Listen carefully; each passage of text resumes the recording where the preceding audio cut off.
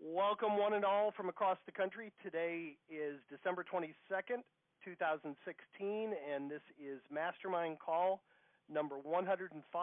And I think we have a record turnout, and very impressive, guys. Thank you so much for taking a half hour to be here. We want your participation. Hit *6 and then hit 1 if you would like to participate. I'll go around the horn real quick. Tim, anything you want to share with the group? No, only that it just something that you just said struck me.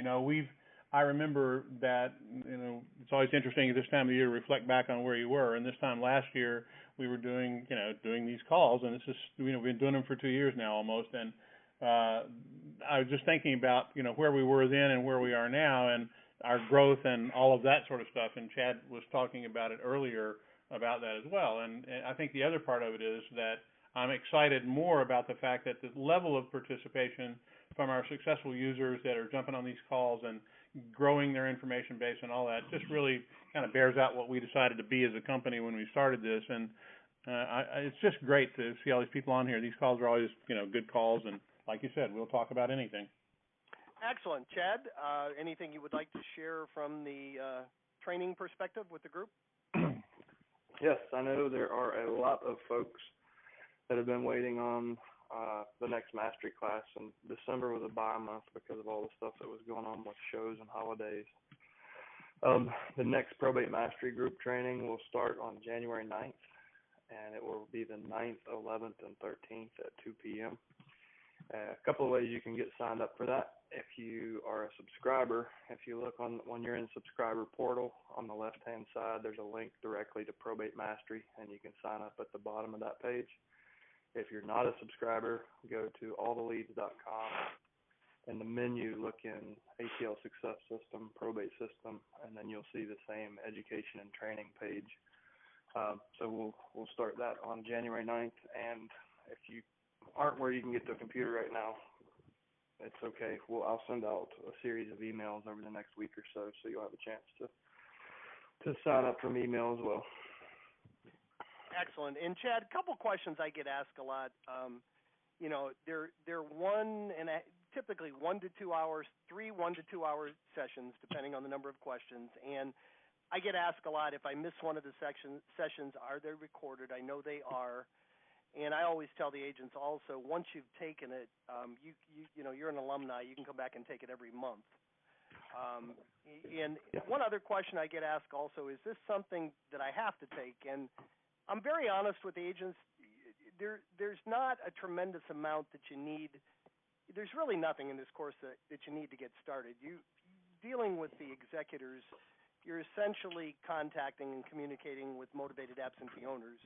And you guys already know how to do that. The attorney takes care of all the legal aspects of the case. But we developed Probate Mastery initially for our high analytical clients, and certainly if you want to understand a lot more about the process and how it works, you should take it. If you plan on prospecting attorneys, you should take it. And just kind of a side effect that kind of surprised us, when we looked at our numbers year to year, the agents that take the mastery class are about 70% more likely to still be around a year later. So there's no such thing as having too much knowledge, as long as you don't suffer, paralysis by analysis. Get started, then take the next mastery course. It's really a good idea for everybody to take it. And Chad, do you want to give them just maybe a 30-second version of what you offer? There's probably a lot of new people on the call that don't understand, what the course includes and what it entails. Yeah. So and really, guys, it's about sharpening your axe, right? So we break it into 3 sessions, so it's in kind of digestible chunks. In the first session, we really focus on a lot of statistics and really understanding the kind of overwhelming opportunity that exists in this space and in the next 40 years, and how, as a professional, you can position yourself to take advantage of that by becoming valuable to this group of people. In session 2, we look at strategy. So we spend an hour really looking at all the things that you could do and deciding the things that you plan to do and putting that into kind of an action plan. And then in session 3, it's sales and marketing. So we spend an hour and a half on the initial conversation. We role play every objection that we hear, and we go through the listing appointment from A to Z. So everything that you've learned in Fast Track is, kind of the minimum that you need to be successful with this. Probate Mastery is really just, it's designed to really expand your knowledge and sharpen your skills. So, if you do find yourself doing this long term, it's really designed to help you do as, the best you can long term. And we broke it apart because we realized not everybody is going to want that level of detail in our education. So that's why it's kind of a standalone training. And the end of it, you get a certificate and a title you can put on your business card, Certified Probate Expert. Thank you, Chad. We've actually got 4 people in the queue already, guys. I really appreciate it. And by the way, I said before *6. I said *6 and then hit 1. Tim, did you correct me? Is that not correct? I should know by now. That's right. It is That's right. right. Okay. I didn't say anything. That was right. Okay, *6 and then hit 1. Hey, Tim, Tom, I know you're here. Anything you want to share real quick from a customer service perspective, and then we'll get to the questions. No, I think we're good. All right. As always, guys, if you need help with anything, Tom is our customer service guy. Just send an email to support@alltheleads and be real specific about what you need. And this is awesome. 5 people in the queue. Let's go to the first one. Phone number ending in 5781. You're up. Hi, good afternoon, gentlemen. This is Helene Schaefer from New Jersey. I signed up at Triple Play earlier in the month. My question to you is, how do I find out what other realtors are in the area that are subscribed to your program? Tim, you want to handle that? Yeah. Go ahead, Tim. Go ahead. Okay, I got it. So, Tim, you handle it as our CEO. Go ahead, sir. No, I mean, the issue is we don't discuss the number of people in the market. We published on our website the specific program that we use, and we typically do not ever put more than 3 people in a market. Most markets, we have 1 or 2 people. Some markets we only have 1. Some we have all 3. But, we don't disclose that, and we don't disclose who the people are in those marketplaces. And that's for your privacy as well as theirs. Now, what you could do, Helene, you go to our Facebook group, and if you and say, hey, is anybody else in my market, and if they share to communicate with you, that'd be awesome. I mean, if you want to get together and brainstorm, that's great. But on the Facebook group, but other than that, we wouldn't give your information out either. So, does that answer your question? Yes, it does. Thank you very much. All right, you're welcome. All right, next up in the queue is phone number ending in 9905. Hey, guys. Good morning. This is Darren Pendergraft at Keller Williams here in Spring Hill, Florida. I'm the one that was talking when you all came on. Well, good. Apparently you had something brilliant to say because Tim thinks you should share it. Well, I hope just kind of heard the tail end of the conversation. That was all, and I wanted to have the opportunity to finish it. Yeah, no problem. Really, what I was trying to answer the first lady's question there about, I think she was asking me about how I was doing with the leads and everything, and I was trying to explain that I had recently left the team that I was in with my office, so I'm a standalone agent at my Keller Williams office now. So I'm kind of doing this on the shoestring. I'm predominantly leaning into the phone calls and as opposed to the mailings. I'm doing those, but it's a budget thing starting out like this. So one of the things I was trying to explain is that I have yet to get my head bitten off. I have yet to see anybody just, scream bloody murder at me for calling them at a tough time in their life. I apply this the same way I've applied in high-end retail in my past life, is you're always better to talk with people. Don't talk to them. Don't talk at them.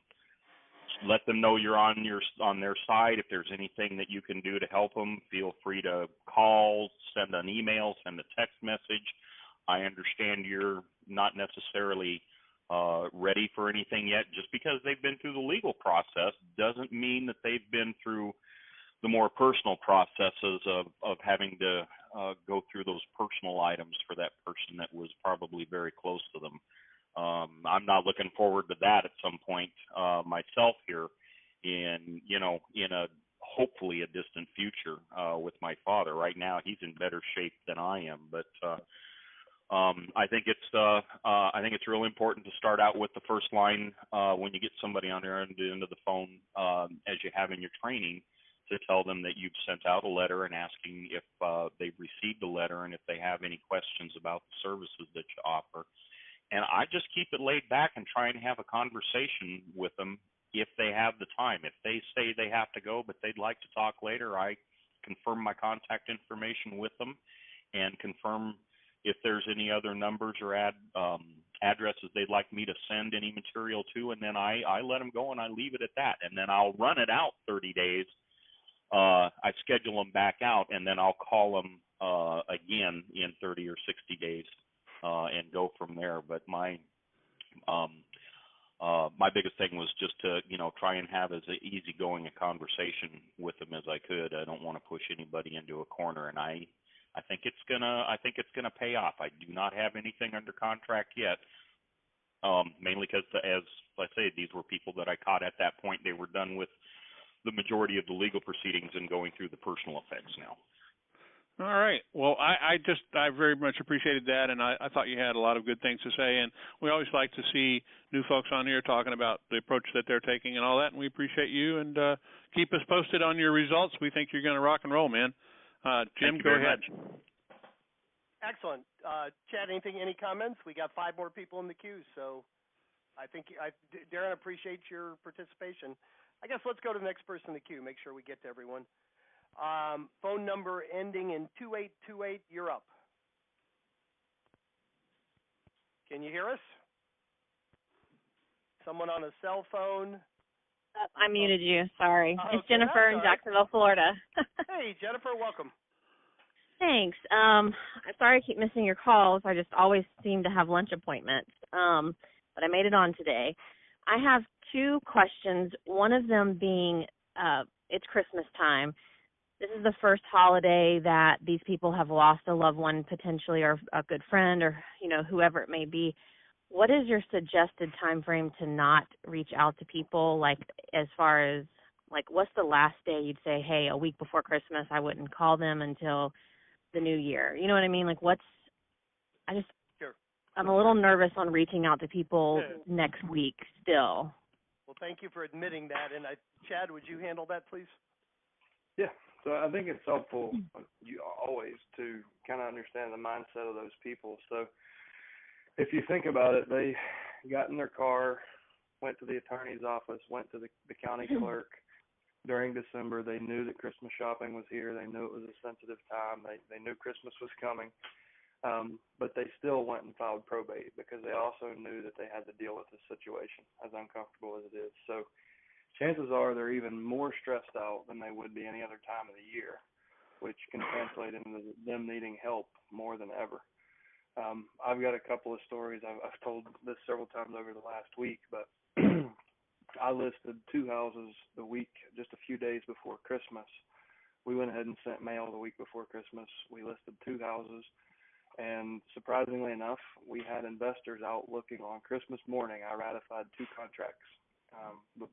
Before noon, I had 2 ratified contracts, and I had to call the seller on Christmas morning. I'm like, I hate to interrupt Christmas, but I think we got a deal here.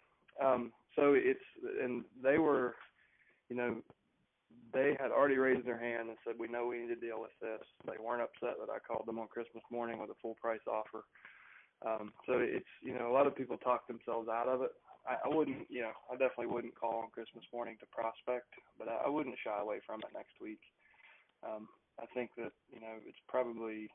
they're probably having a harder time this week than they will be next week. And, knowing Christmas is coming and it'll be the first Christmas Eve. But I really think if you're sincere in your offer and you believe in what you're doing, I don't think anyone's gonna, that you may just have a softer approach if you feel like you need to. But there's certainly been a lot of success stories told in December. We've probably heard more win stories this month than in the past 24 months that we've been doing this.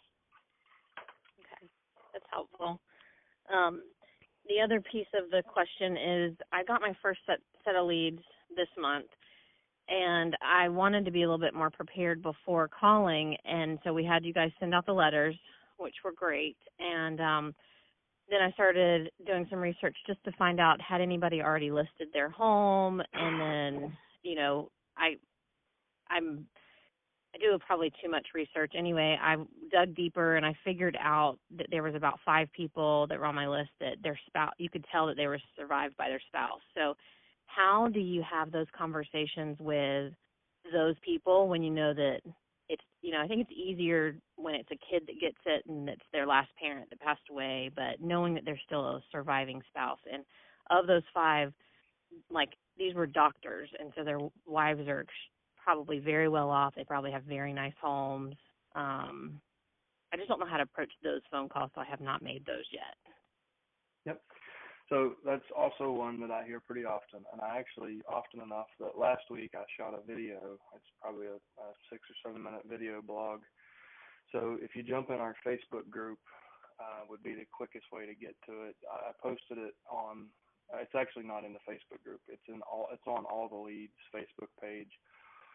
Or you can go to alltheleads.com and click on blog and kind of see the full version of this. I'll try to shorten it here, but I tell a story in that video about why I call every surviving spouse. And the gist of it is life can change in a heartbeat. And you got to consider those surviving spouses are now dealing with home maintenance issues, finance issues. A lot of them are going to need to downsize and in a really quick way. But there's also the surprise of, you know, the story that I tell, the lady, within 2 months of telling me she would never move out of her house, she had a stroke and her daughter was just overwhelmed. She had no clue what to do. And my letter was on the coffee table. And I had spoken to her mom, which didn't, you know. So, again, understand their position. Think about, okay, what are the ways that I can help this person? Maybe I just connect them with a senior moving service and help them move into an apartment, and I'll get that listing down the line somewhere. Maybe I can get them over to a great estate planner so they don't have to go through probate when the inevitable happens to them. Maybe you can sell their house. There's a lot of different ways, but I wouldn't ever hesitate to help somebody. You know, if you think about it, just like before Christmas, they're probably in a more stressful situation than anybody. So they need help more than anybody. And it's just believing in what you're doing and knowing they're better off. They're better off having an opportunity to work with you than not.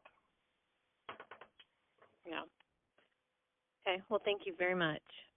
You sound like you're about 70% convinced. I know it's not easy, but no, I'm very convinced, and it's been great. I mean, of the phone calls I've made, I've gotten 20% have either answered the phone or called me back.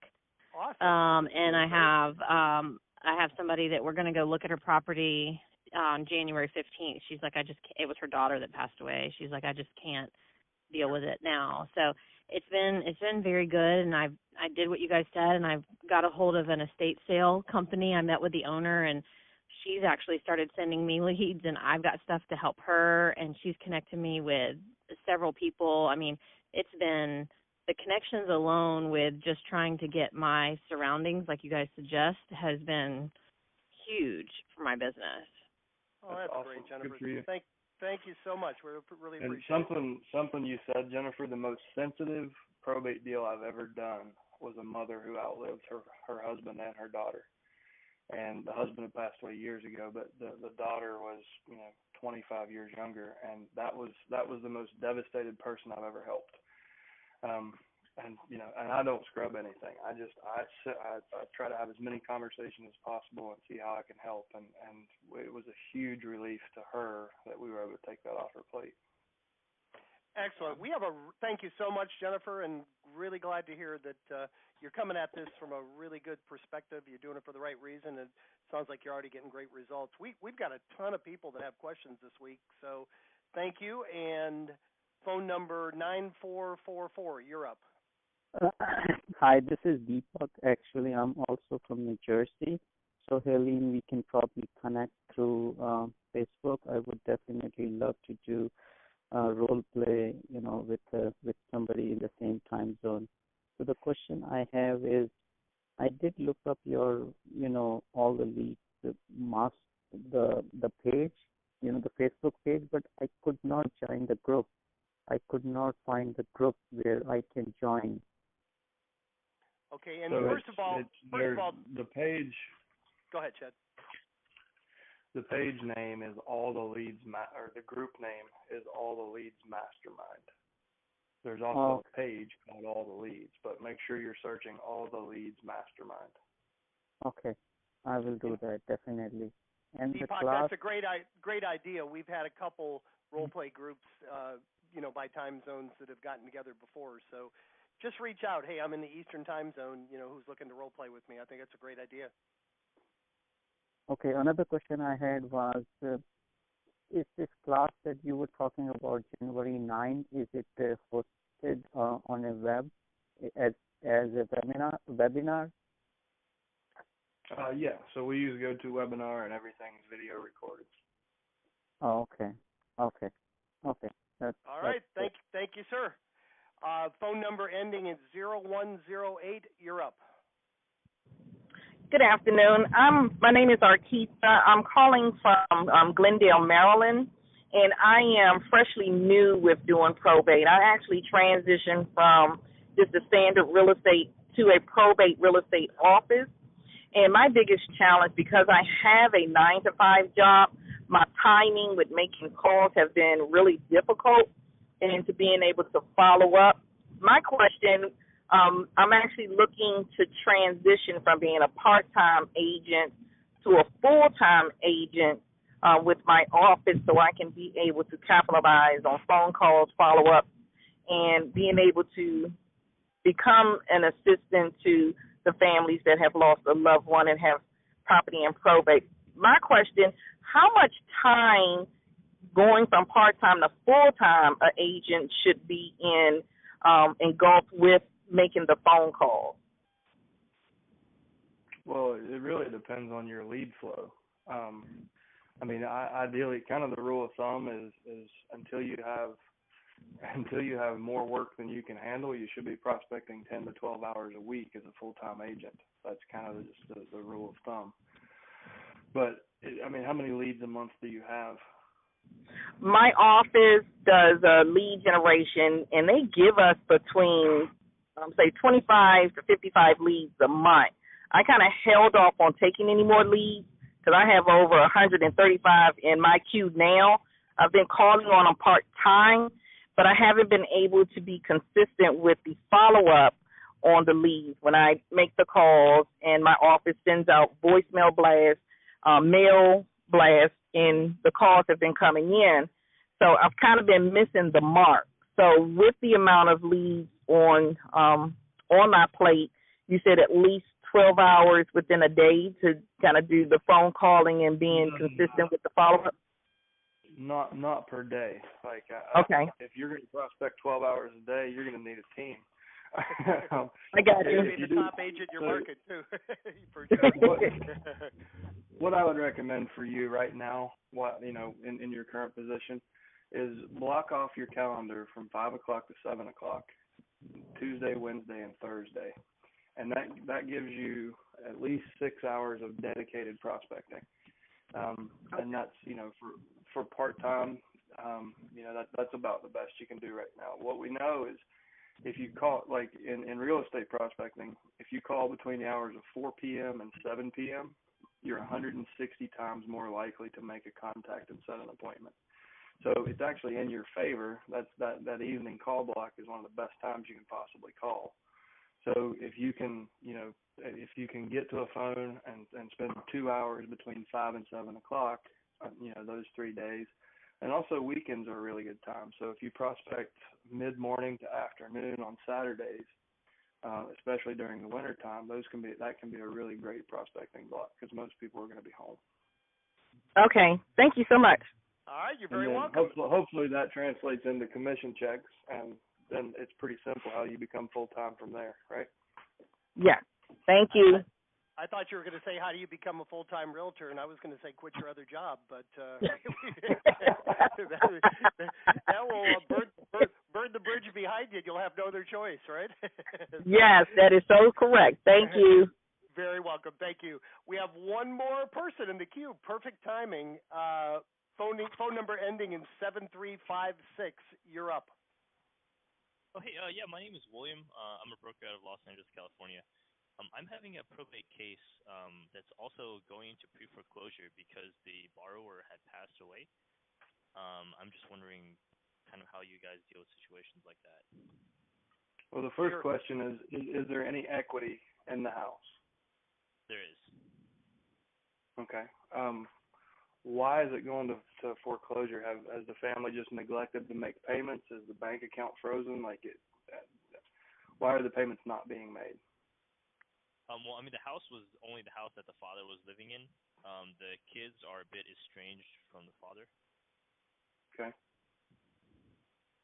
And so the state, is there a probate attorney assigned to the case? There's no probate attorney. It's not even going through probate. The family was just going to let it go into foreclosure. Wow.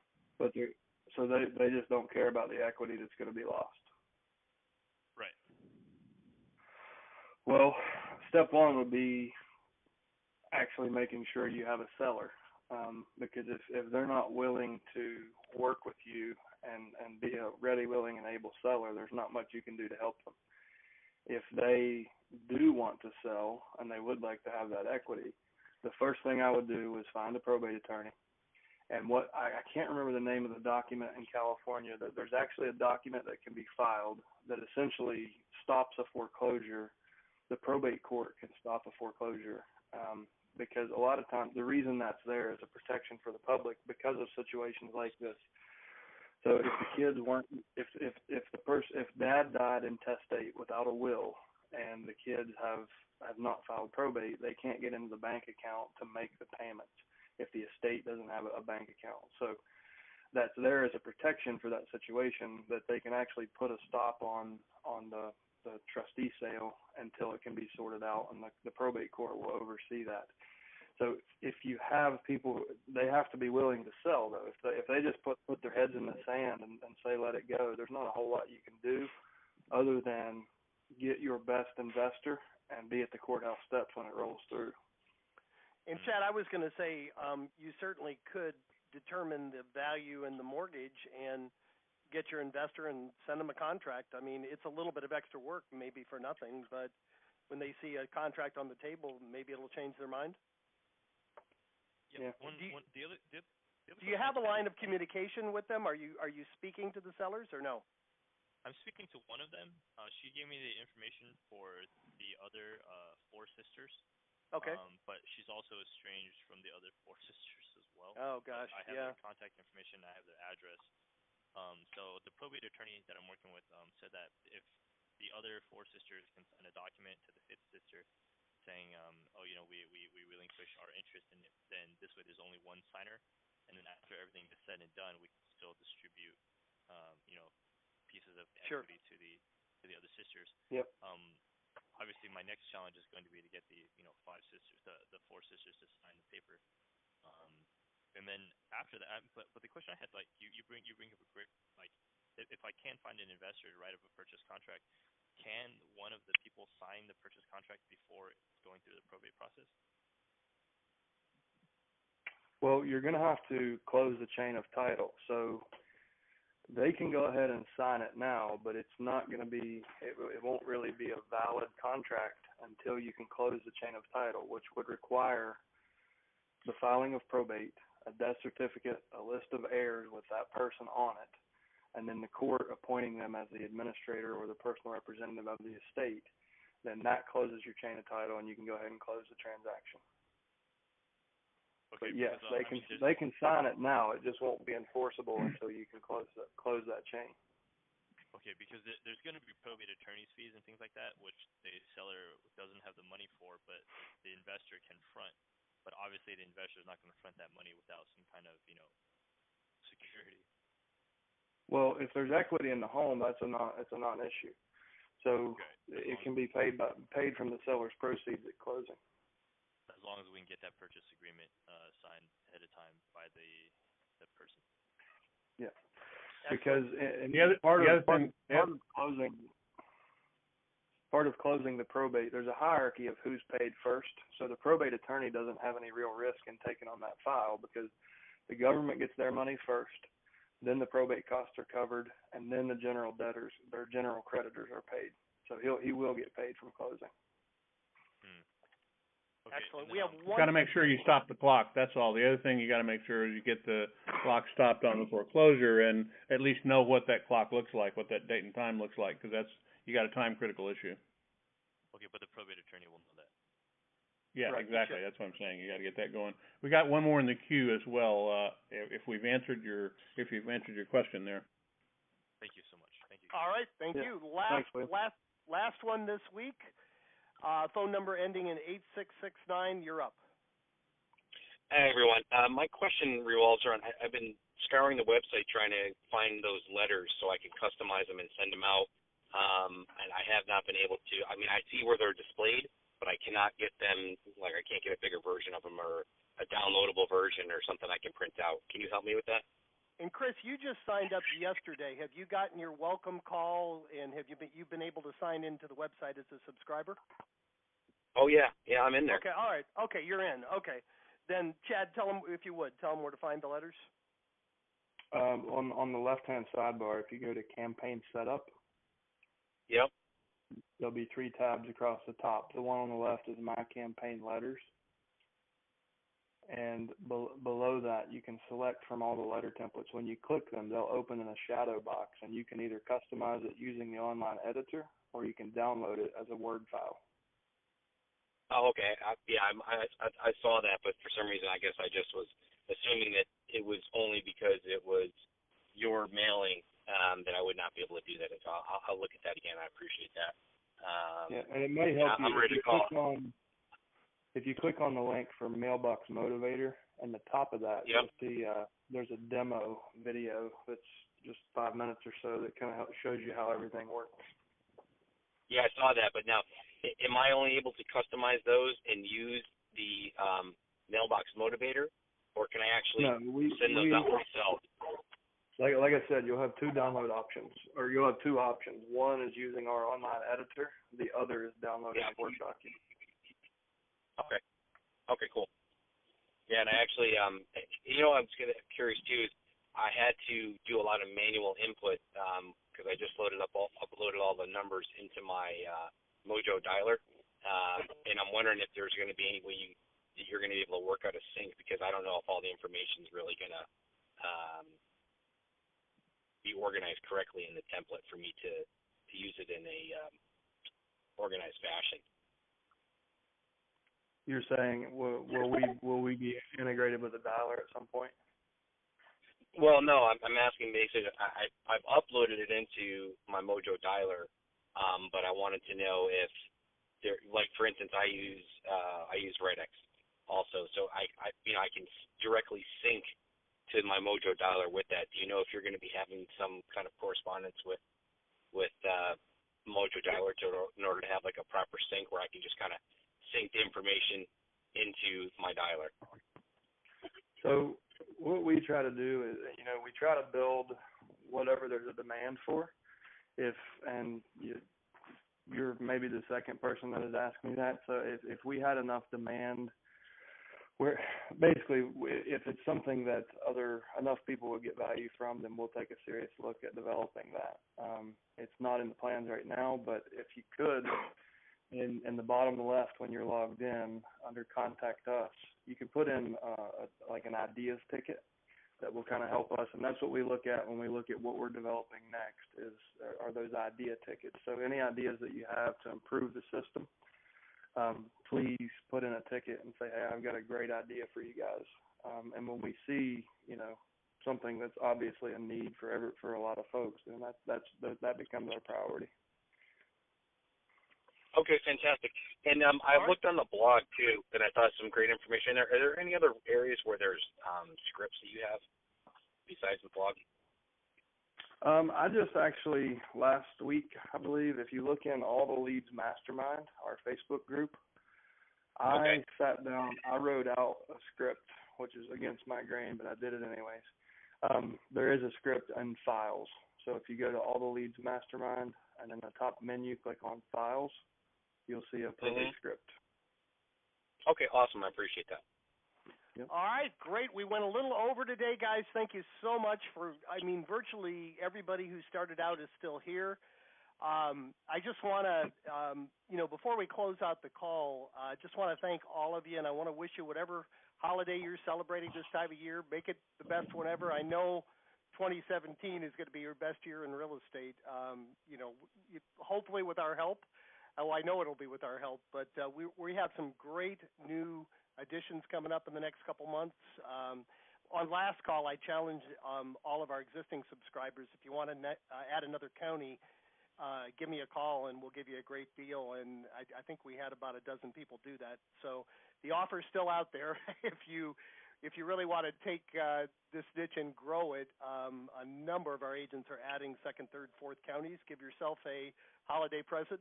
And I always like to end these calls by just challenging you. You took 30 minutes to be here, and we really appreciate it. And we very much appreciate the people that actively participated. But